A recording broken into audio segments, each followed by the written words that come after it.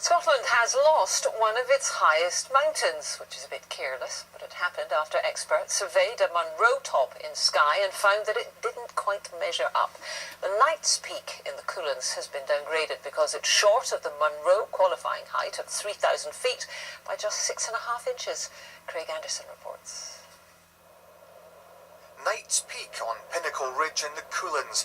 It's not one of the 282 Munros in its own right because it's too close to a higher summit, but it had been designated as one of 227 Munro tops, or subsidiary peaks over 3,000 feet high.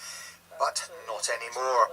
Surveyors armed with the latest satellite measuring gear have been revisiting some of the mountains originally measured by Sir Hugh Munro more than a century ago.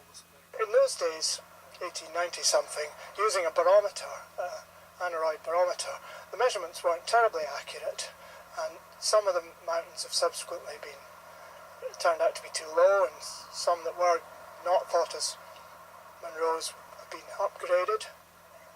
After an expedition just a few weeks ago, surveyors now say that Knight's Peak is 6.5 inches too short to be classed as a Munro top.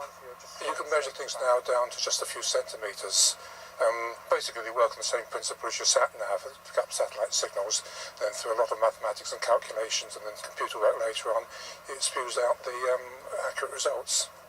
There will be some disappointment in climbing circles that Knight's Peak has been demoted, but for those who maintain Munro's tables, accuracy is the key. We want to make the list as accurate as we can. Sir Hugh Munro was a great stickler for accuracy, so we're just carrying on his tradition. And as for Knight's Peak itself, well, it might be just 6.5 inches too short, but it remains a formidable challenge for all but the most hardened of mountaineers. Craig Anderson, reporting Scotland. Well, size does matter, Mr. Curry. It's all about opinions, Jack, isn't it? Yep.